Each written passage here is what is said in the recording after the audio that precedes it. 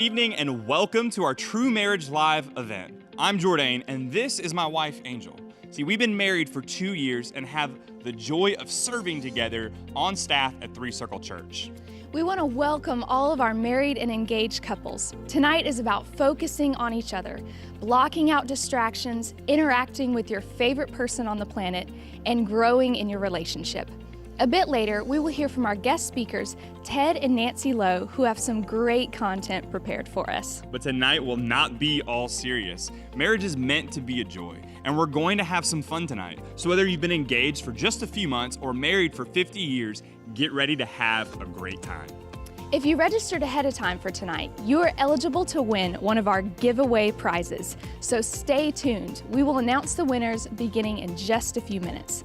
Also, if we have your email address, you will automatically receive our monthly True Marriage newsletters, which are packed with creative and helpful content to enrich your marriage.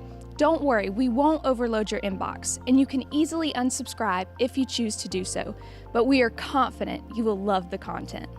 As we continue now, we will hand off to another Three Circle staff couple, TC and Megan Brown. Good evening, TML. It's game time. And we are your hosts for tonight's Couple Challenge.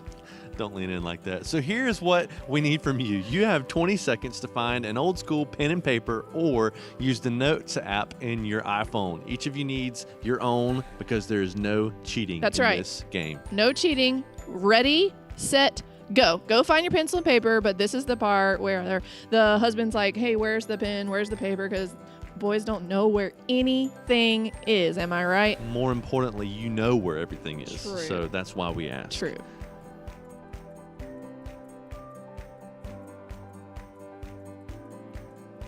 Okay, so we're going to ask you guys 8 questions, and the person who gets the most questions right wins. But don't worry, there will be a tiebreaker. Yes, you do need to social distance yourself, though, just because of this whole COVID thing. So if you can, make sure there's an appropriate 6 feet in between you and your significant other. That's right. We want to make sure there's no cheating. So that's the real reason why you need to get 6 feet apart. And you need to wager something like... something of substance, like I'm going to wash the dishes for a week. Or clean out the car. Or the laundry. Or clean out the fridge. Something of that nature, just so it has a little bit of weight to the competition. That's right. So now we need you to number your paper 1 through 8, and we're going to check our answers as you go. So go ahead, number it, write your wager down, and we're going to start with those questions. All right. Question number 1. Where did we go on our first date?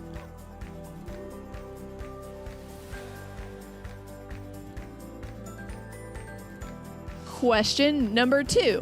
What is your significant other's biggest fear?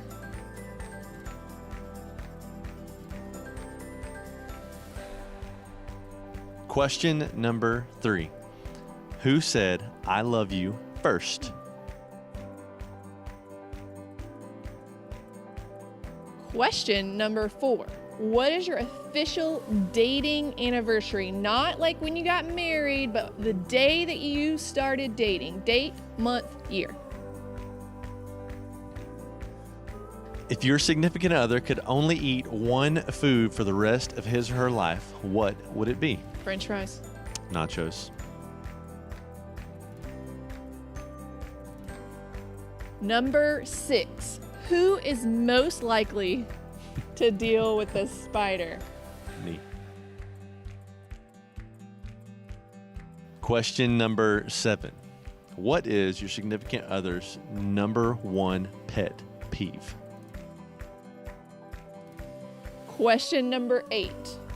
You're at your wedding and your song comes on. What song is it?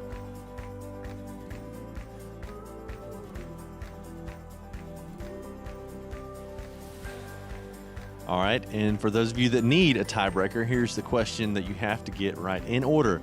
What are your significant other's top 3 favorite movies ranked in order? Like the favorite is number 1, the second favorite is number 2. Correct. The third favorite is number 3. Right. No one can choose just one. Okay. So now here's what you need to do. You need to look at your list, see how many you got right, and compare your score to your significant other's score and see who won. And just in case you needed that tiebreaker, you need to see who did the best on the tiebreaker. It needs to be the correct order, all of those good things, and see who won.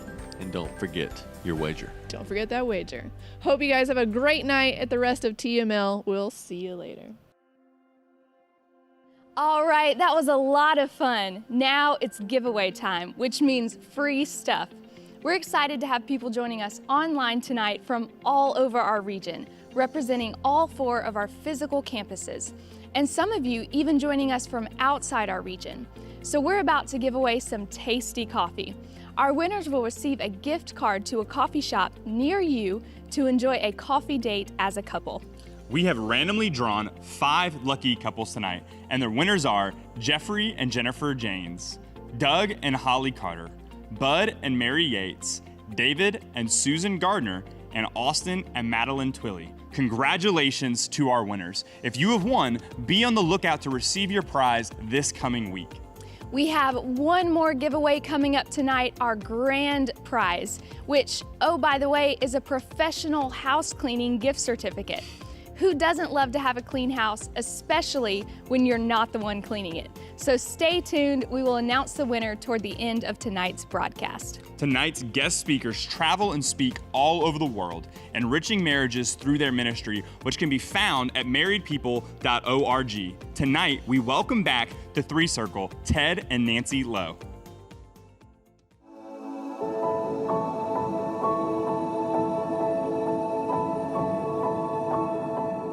We've been married for 23 years. I've been working with married couples. I know, we're pretty impressed with ourselves. Yeah, we've been married for, again, 23 years. I've been working with married couples for 18 of those years. And after all that work and all that study, we're perfect. Yeah, that's why I'm here. They brought us in. You didn't see us on the cover of People magazine, us, and this is our perfect family. This is a totally casual shot.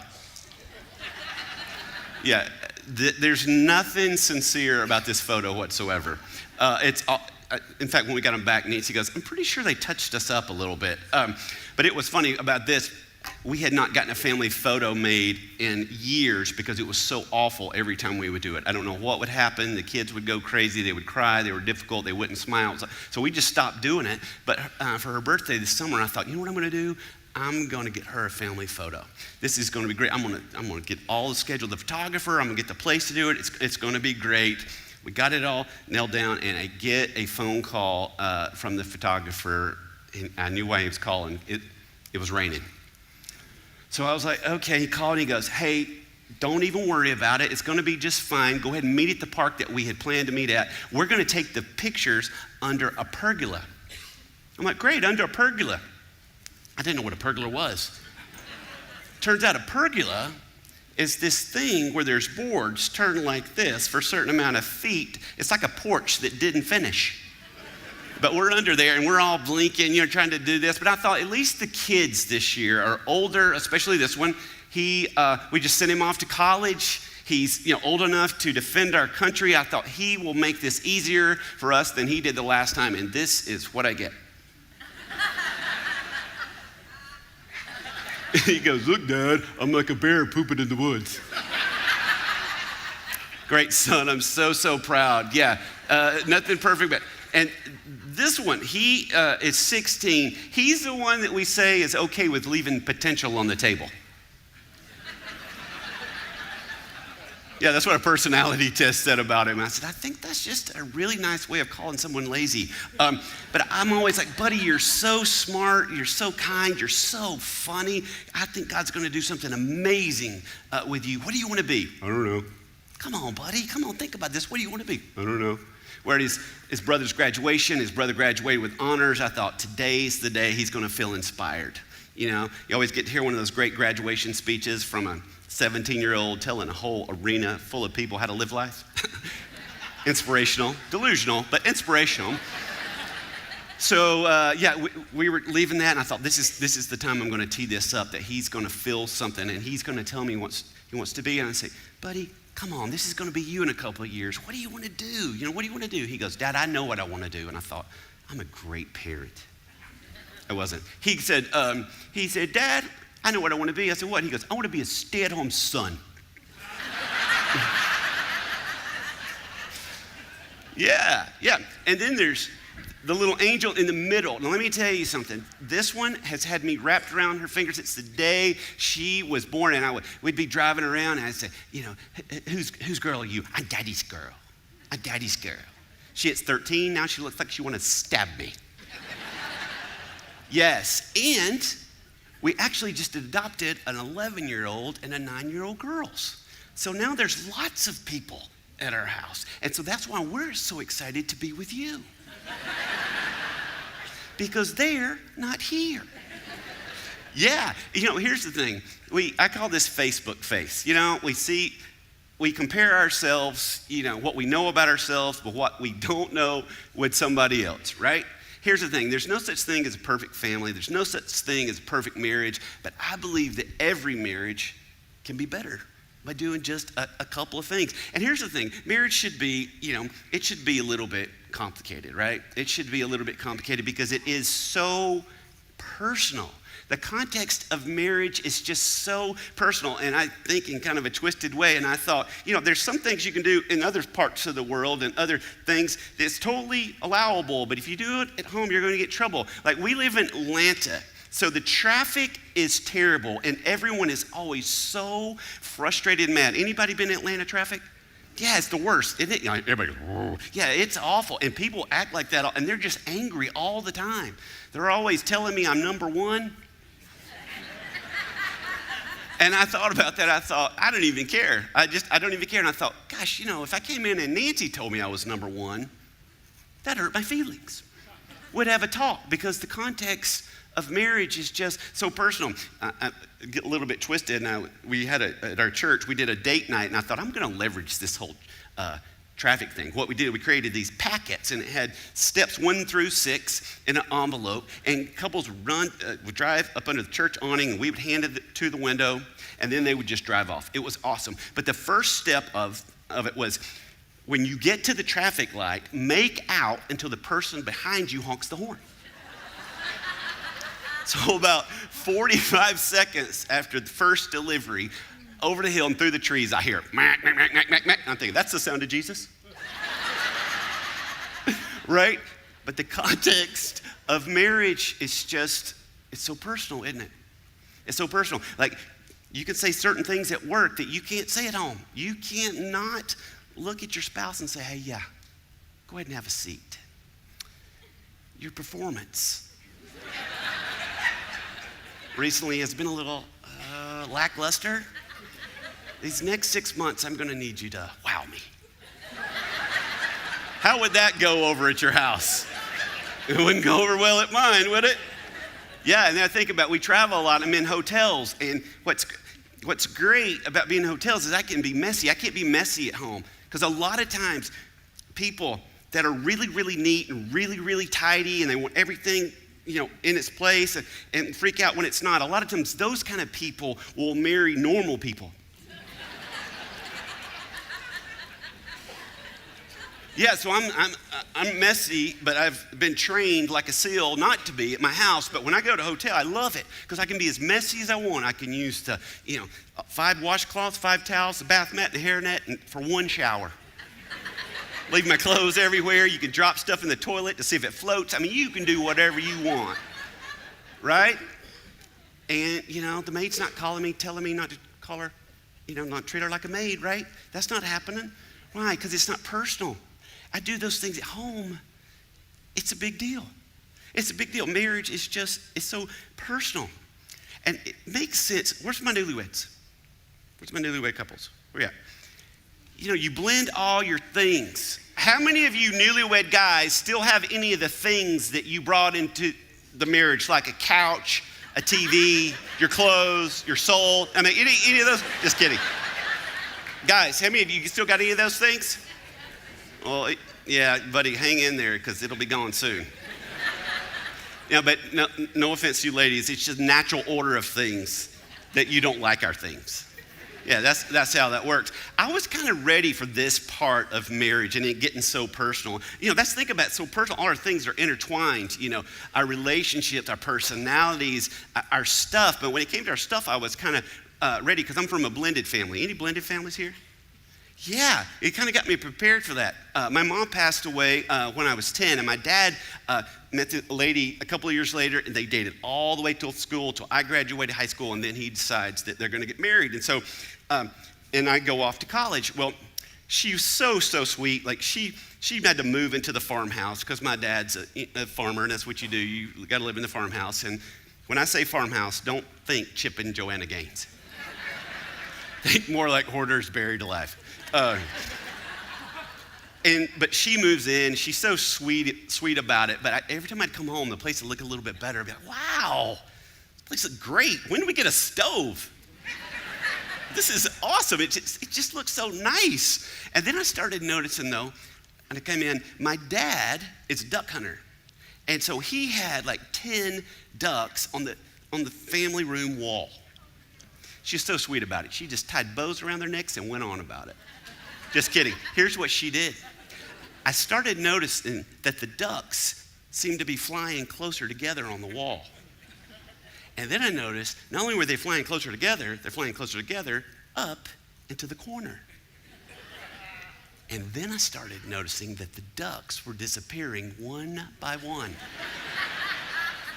Turns out they were flying south for the winter. And by south, I mean the basement. This was 1988. I'm pretty sure my dad still hasn't noticed. Right? My wife's always like, oh, my mommy, she wanted us to keep our rooms perfect. I'm pretty sure my dad didn't know where my room was. But these two people got married, right?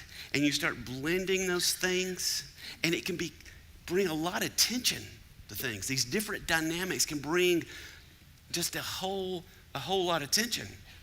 And I was so ready for that piece of it.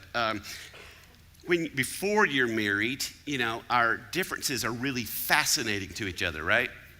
And then you get married, it's pretty quickly turned irritating. I was ADHD long before it was cool. And I would do things like leave my wallet on top of a gas pump and just drive away. And when we were dating, she thought that was so cute. And then when we got married, fast forward a few years later, it wasn't so funny. It was her children I was leaving on the top of gas pumps. Yeah, why? Because it gets a little bit more personal. It starts to impact everything. But now, again, been working with married couples a long time, been married for a really long time. Now we don't fight about the trivial things. We fight about important things like how you order through a drive-thru. All I know is I'm very passionate about this. Here's how you do it. You pull up, you order quickly, concisely, politely. Because if you don't, the person inside the little squawk box, they'll do disgusting things to your food if you make them mad. Anybody? Have you heard this? I don't know when or where, but I believe it with the whole of my soul. So when I pull up to order, I don't care if I get my order right. I just don't want any loogie on my burger. And so I am, boom. Nancy, it's like a drive-through is a brand new concept. Every time we pull up, she's like,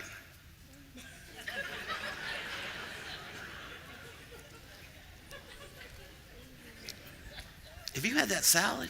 No, I haven't had that salad. Ask the lady if she's inside the box. Ask her if she's had the salad. I'm not going to ask the lady inside the box if she's had the salad. Fine, I'll ask her. Hey, what's in the true story, what's in the apple, you heard her talking, apple pecan chicken salad?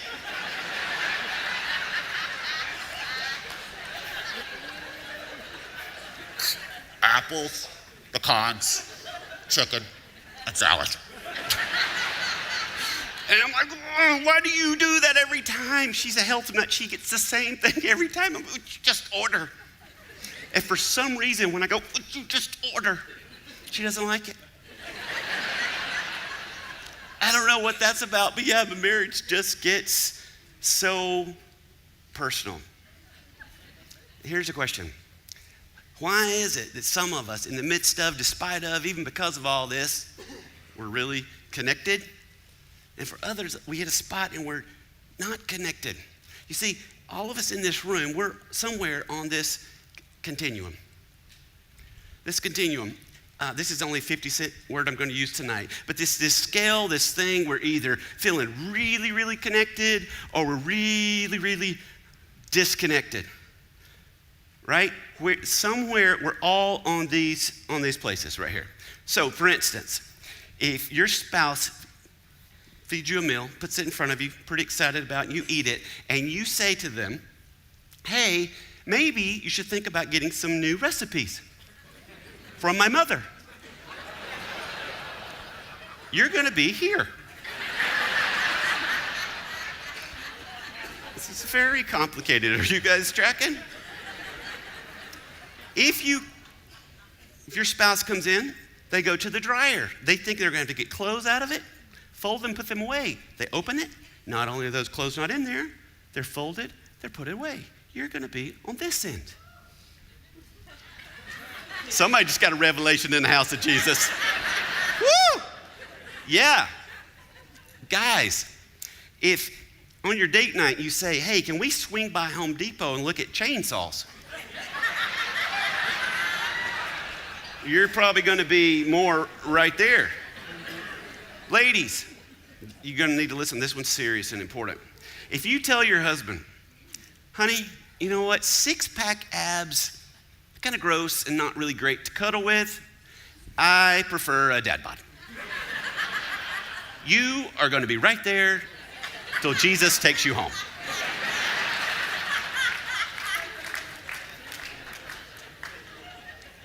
So here's a question. This is a big question I want us to look at tonight. Is what's the most important thing I can do to connect with my spouse? What's the most important thing that I can do to connect with my spouse? Because that's what these nights are about. We want you to connect with each other, and then we want you to connect with other people in this church that's for your marriage. You know, what is the most important thing that I can do?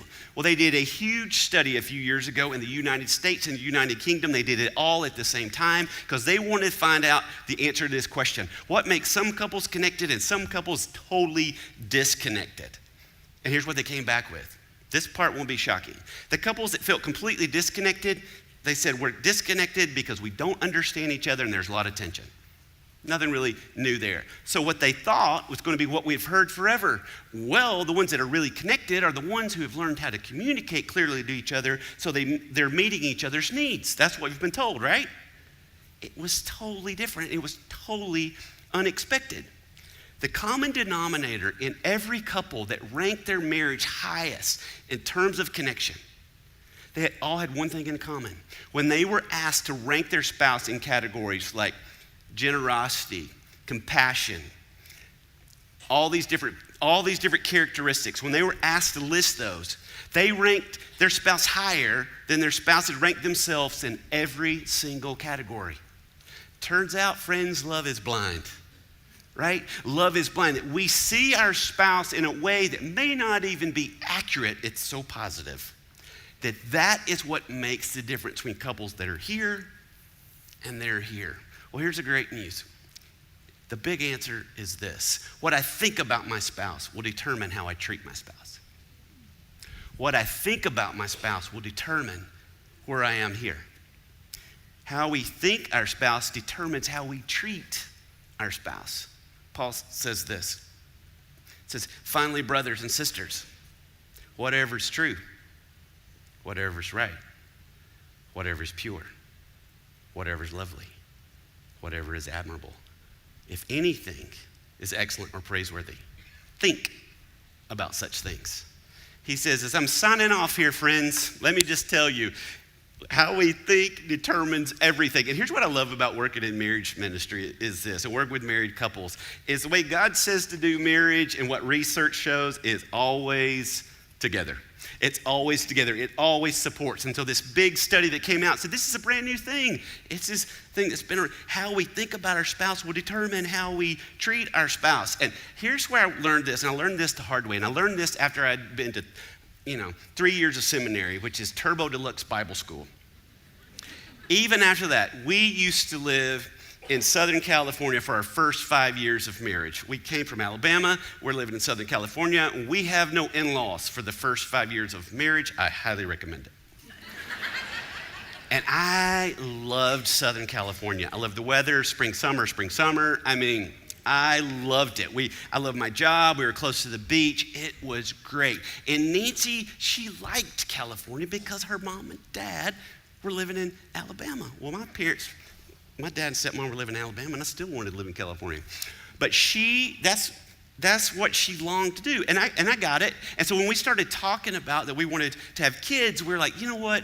We need to go move back on that side of the country because we were around our grandparents and we want our kids to be around our grandparents. And so we made that decision. Hear me when I say this. We made that decision together. But when we got there, I hated it. I hated it, especially when I was mowing the grass. I'd be outside and it's, oh yeah, it's big, stupid Georgia lawn. Everybody's like, oh, you go to Georgia, you get a big piece of property. If I'd wanted a park, I'd go to one. This is so stupid. Nancy likes it here. She loves it here. She loves everything about it. Oh, yeah, she does. I think maybe she tricked me into moving here. She's inside in the air conditioner, and I'm out here feeling like a Post-it note. You know what I think? I think she always gets what she wants. And then I thought this, and I'm not proud of it, but I'm going to say it to you in the name of transparency. I thought, she's manipulative.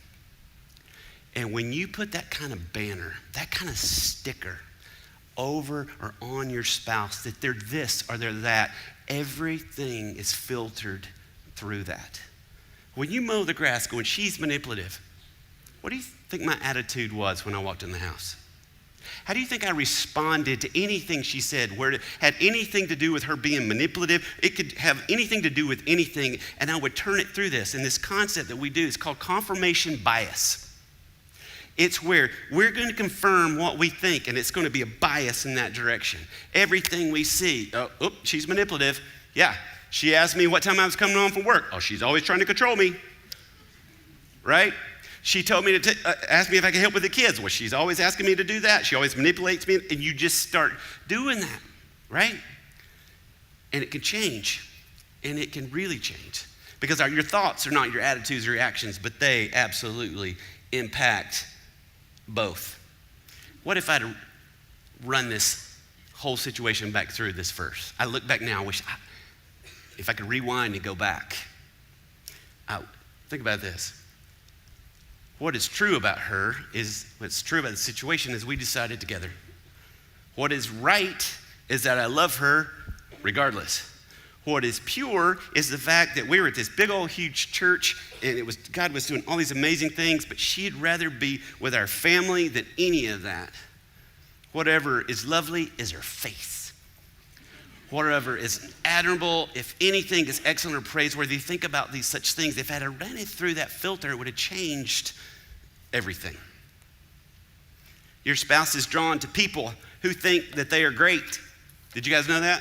Your spouse is drawn to people who think they're great. How many of you had somebody that believed in you before you believed in yourself? Probably thought more highly of yourself than you did. Was it a coach? Was it a dad? Was it a grandparent? I know my grandma, she thought I was the smartest, greatest person ever, and I wasn't.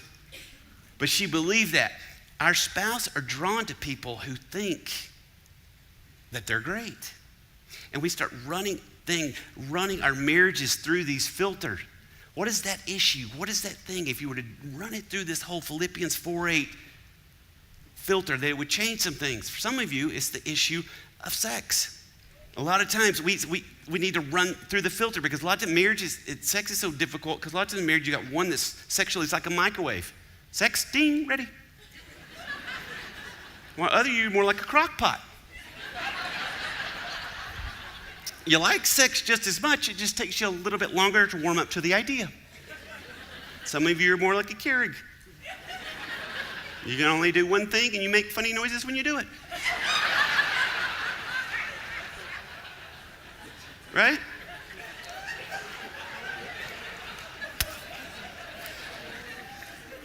Right? Right? What if you did that? It's different. It's a different thing to go, hey, you know what's true about this is we're wired differently. What's true is we have different levels of desire. What's true is I want her to know I love her more, right? What's true, what's noble, what's right. And we run things through this filter. How many of you are married to your neatness opposite, where you're kind of messy and they're neat, or they're very neat and you're not? Yeah, that can be a lot. What if you run it through that filter? Start to run it. What's true? I mean, when I think about our lives, what's true is she keeps everything running. What's true is keeps everything calm. What's true is that things feel orderly in the midst of our chaos. I was talking to Buddy the other day, and he said his wife had really been struggling, so they went to a counselor.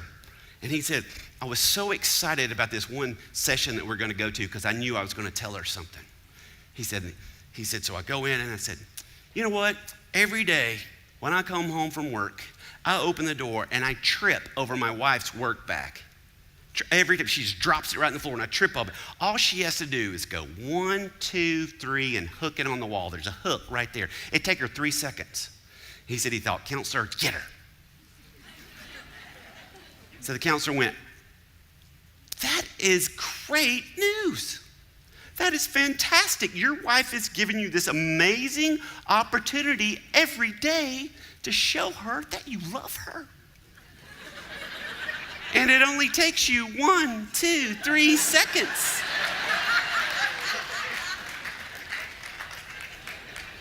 He said, while I was humiliated at first, he said, I get excited when the bag's there. Because he was empowered to run it through a different filter. It changed everything, right? I work with couples, are part of an organization called Miles Apart, and these are couples, they have children that are on the autism spectrum, and the great folks are providing a retreat for them that these couples will be able to get away, because it's really hard for them to get away, and they will bring me in and I'll spend some time with these couples, and it's so amazing, and I've done it like half a dozen times, and I was driving home and I thought, what is the difference between the couple that is just tearing them apart? Because the divorce rate for children, for adults who have children with autism, married couples, it's staggering. And I thought, what's the difference in those couples and these other couples that just seem tighter than anybody I know? That they're just so connected. And then this woman says at the last retreat, she says, I stayed home with these kids all day, and it's so difficult. And my husband comes home, and all of a sudden, they turn into these, Daddy! And they run to the door. He comes in, and they roll around on the ground. And she goes, I just wanted to spank all 3 of them. She said, I don't get it. How does he get that after all I do? And then one day she said, I decided I'm joining in. She said, now, Daddy! She's like, Daddy! And they all get all involved, right? And she said it changed the dynamic of our home.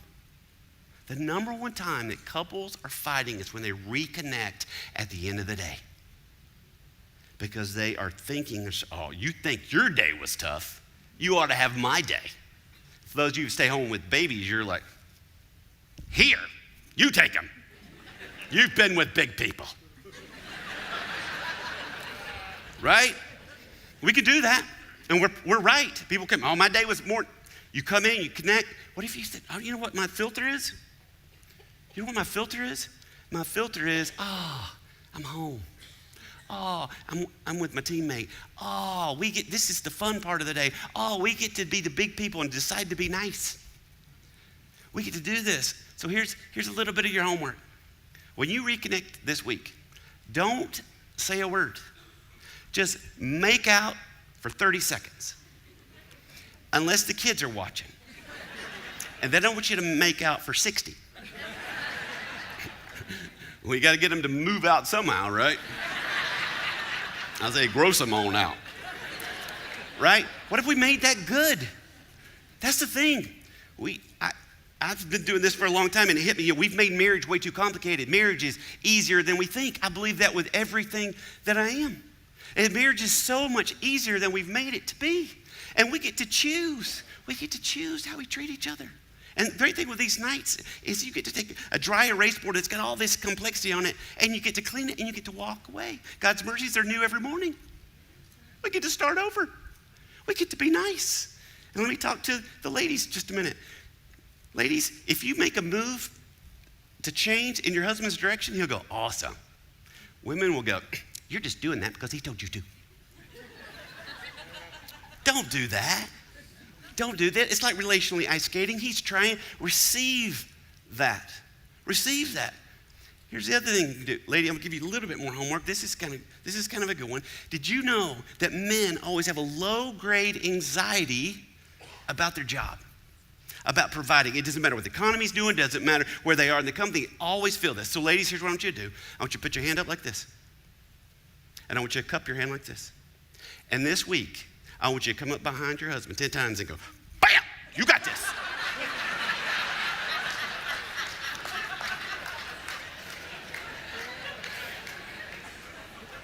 Yeah?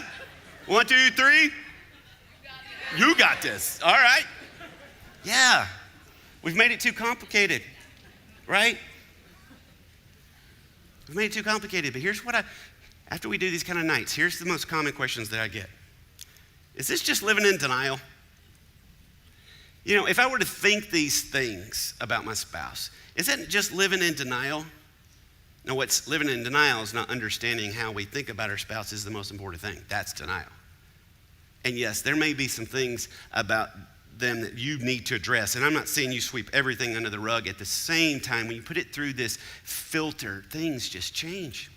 People say, does this mean I can't let my spouse know how I feel? No, of course not. But when you run it through this whole Philippians 4:8 filter, things start to change, right? It says, if anything is praiseworthy. I love that more than any of the other ones. Noble, admirable, praiseworthy. Is there anything? Because I'll talk to couples, boy, and they'll be at that tough spot, and I'll be like, well, tell me something great about him. I don't know anything great. No, there's nothing great. No, nothing great. Well, let's make this way up. Does he go to work? Yes. Every day? Mostly. Right? So he provides, right? Does she go to work every day? Yeah. Does she provide? Yeah. How about with the kids? Help out with the kids? Yeah, you know, they do a lot of the practice stuff, and he's one of the coaches. Oh, wow. What about your dad? Yeah, my dad did. He didn't coach. That was kind of one thing. And we knew we both wanted kids, and we wanted to kind of do it differently. Well, what about her? You say she's nagging on you all the time. It's just hard for people. Is there anything good about her? Yeah, she's a good mom. She's a good mom. She works really hard around here. And you start taking them that, and you start seeing their bodies change, and all it is a mind shift change. All it is a little bit of a different filter. I love that Paul says, if there's anything. Because why? Because it postures us. You could tell them how you feel, but this postures you to talk to them in a whole different way. I interviewed some couples the other day. This one couple had been married 36 years, and they were talking about this whole dynamic of how to talk about when they've got a disagreement. And she says the most profound thing. She says, I just want to know that I'm more important than the thing we're talking about. That's at the end of the day. It just postures us to love them in a way we can never love them on our own. Will my spouse take advantage of me? If I'm to think great things of them, and if I'm, give them the most generous explanation, are they going to take advantage of me? Maybe. They might, but let me ask you something. When someone serves you and thinks great things about you, is your knee-jerk reaction to take advantage of them? Or are you drawn to them? It says, if anything is praiseworthy, think on these things. Some of you go, well, what if my spouse is not very Philippians? Right? Again, I'm going to come back to anything. And then when we think that, and then when we say that, I am fully convinced if couples that are in trouble started to treat their spouse like they do their employees or the clerk at the gas station, their marriage would do a 180. Why? Because we think about what we're going to say, and we think about how we're going to act, and and it just changes everything. Thinking the best eliminates the petty stuff. Thinking the best that eliminates the petty stuff. We get so frustrated, don't we? We get so frustrated going, is she really going to spend us in the poorhouse? I don't know, maybe. But you start thinking about this, it eliminates the petty stuff. It kind of pushes that away. What is noble, when we start thinking about all these things, the fact that there's a towel on the floor doesn't matter as much anymore. Some unique people went, wait a minute, you done took this thing too far, brother. Right? But it starts to eliminate that. We start to see that. I read an article about a lady, and she's got a picture of her husband's clothes on the floor.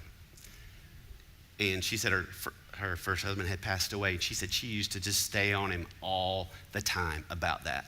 And she said when he passed away, it was the first thing I missed because it reminded me that I was doing life with somebody. And she said, now every time I see it, I just thank God. Right? It's just the way we think about this thing. So what's the dream if we do this? Like, what happens if we do this? Well, the study shows this, is that we'll be connected. Paul says this. He says, whatever you've learned or received or heard from me or seen in me, put it into practice, and the God of peace will be with you. And isn't that what we want? I talked to a guy, and he said to me, and they were just rocking in their marriage. He said, but we almost gave up. And she's standing there, he's telling me, and they had just gone through this class, and he's standing there, he's talking to her, and he says, our marriage has just gotten so loud.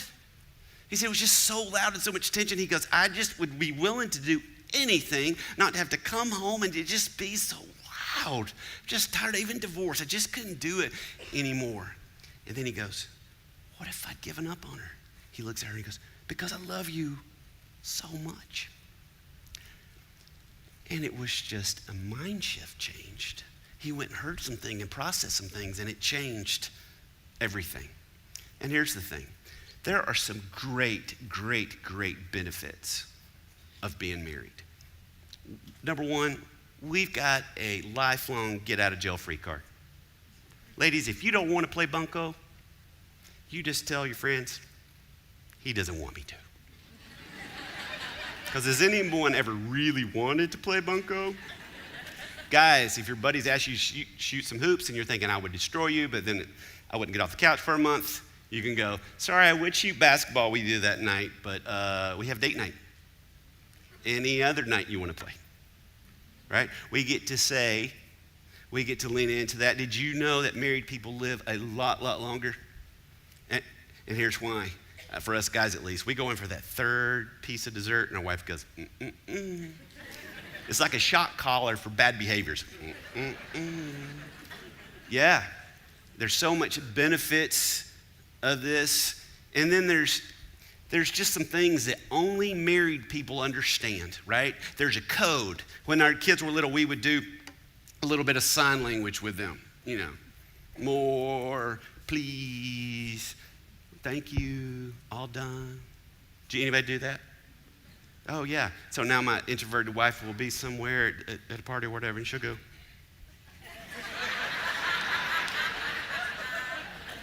Right? We got a little code, man. We get to do life with somebody forever. It's a privilege. It's an honor. I've watched my dad, who lost my mom when she was 32. And he is a cotton farmer in Alabama. He loved my mother to the point where every time they're around people, everyone threw up in their mouth a little bit. They just were always kissing, always just talked so great. And then he married another lady, and they're completely different ladies. He's so great to her. He is smart to figure out what says love to her. She loves those big cards that you get from Hallmark. You know, that's got the flowers and all the stuff on there that guys, He goes, because she buys them for him, he buys them for her. And I am convinced he doesn't read a word. But she's got them on her vanity table under this glass because they're treasure to her. I watch him. It's a choice. It's not complicated. It's not relationally complicated. My dear friend who's a psychologist, he said this. He said, Ted, we have convinced a generation that a group of PhDs have all the answers to marriage, and somehow the average couple have to extract those answers and apply them. And he goes, we've just forgotten the basics, like being kind, right? You are the boss of you. You get to decide. We get to decide how we treat each other. There's enough real tragedy and drama in the world. We don't need to create any. We get to choose how we love, and you can love so good. I know that you can. And the reason we travel is because we struggled so hard at first. And we changed just a few things. And I would wish our marriage on anybody, and not because it's perfect, but because we changed a few things. And we've made choices, and it's not that hard. It's just, how do you think about her? What you think? It's a great thing. And not only do we have codes, only married people understand these kind of tweets. I open the dishwasher and it's full of clean dishes, and I'm scared my wife is going to know that I know.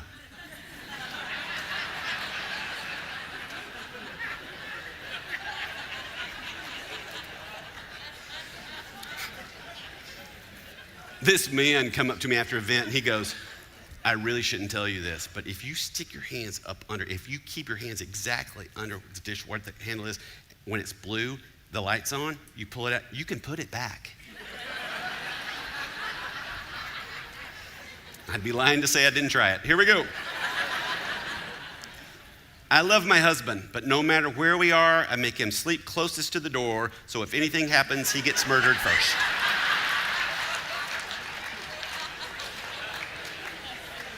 That's truth right there. That ought to be in Philippians. My wife hates snakes, but if they sold snakes at Target, we'd probably have a few snakes.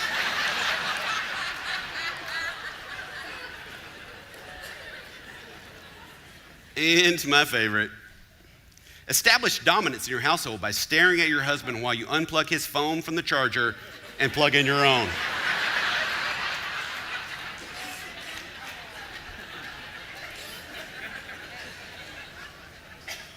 Truth.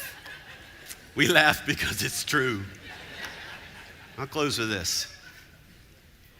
One thing we all use in life are keys. Keys to our car, keys to our house. You're going to have keys. And how we think about our spouse is key.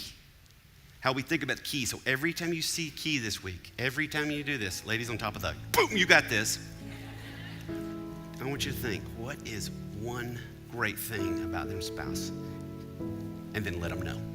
You can do that on a Post-it note. You can write it on the mirror. But don't use the good lipstick or you'll get in trouble. Can you guys do it? I know that you can. Thank you so much for joining us this evening for True Marriage Live. Ted and Nancy were amazing in helping us understand how we can have more vibrant, more biblical, more healthy marriages. And that's what we hope for every one of you who've joined us this evening. Now, what we want to do during this next few moments is we would like to invite you right where you are, whether you're in your living room, your back porch, maybe you are sitting in a room in your house where you got away from your kids for a little while to do this, whatever your situation is, we want to invite you to spend a few moments together as a couple in prayer. A few years ago, we started this ministry here at Three Circle Church, and over the years, we've been told time and time again that the next moment that you're going to experience during True Marriage Live is one of their favorites, because often we fail to pray together. And here's what we want to invite you to do. I would love for all of the men, if you would, to begin the prayer time. And what I want you to do is I want you to pray for your spouse. I want you to lean over, hold hands, and I want you to pray. And I want you to thank God for your spouse. I want you to pray over them and for them, for their future, for their flourishing. And I want you to pray for your marriage, that God would make it stronger than it's ever been. So men, you're going to start by doing that for your wife first. And then ladies, I'm going to invite you to pray over your husband. Thank God for him. Pray for him. Pray over him. Pray over your marriage. And together, as we all take our marriages to God, the prayer will be that they will all be stronger because of His hand on our marriages. So for these next few moments, let's go to our great Heavenly Father who wants the very best for our marriages. Let's do that right now.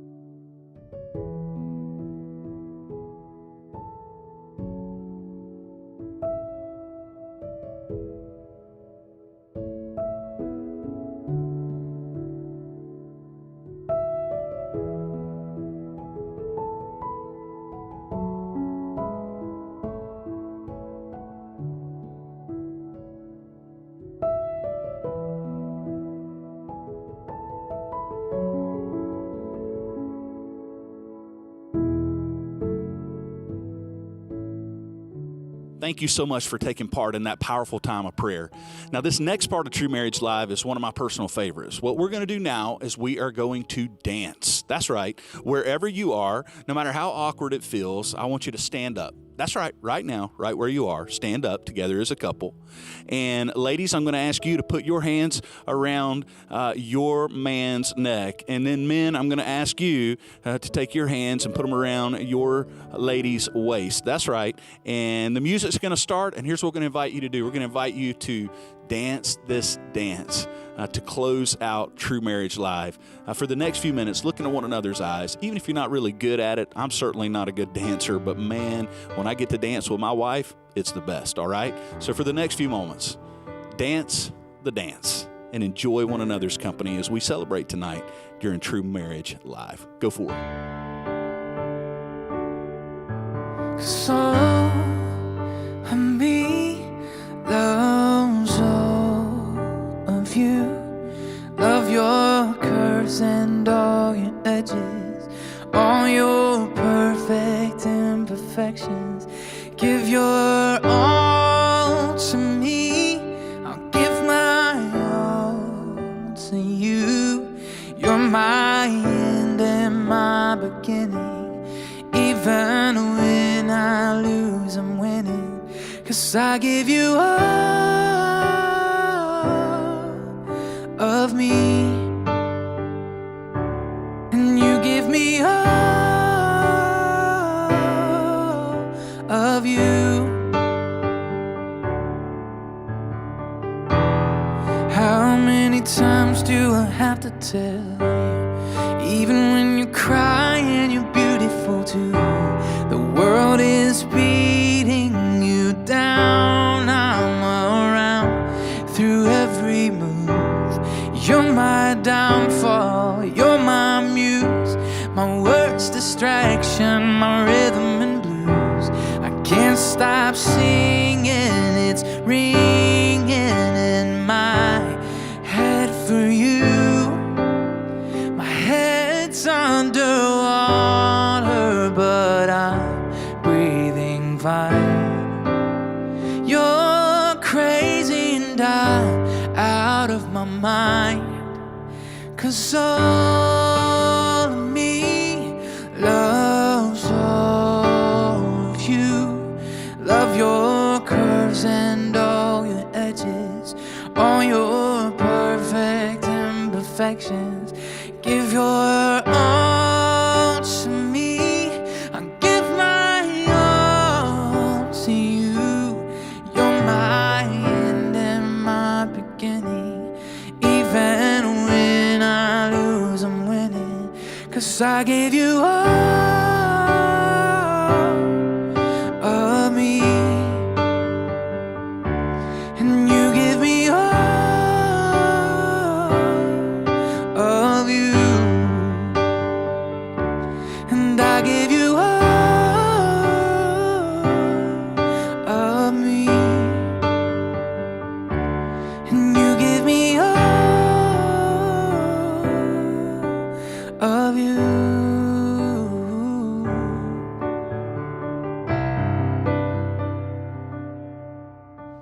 What a special time of connection.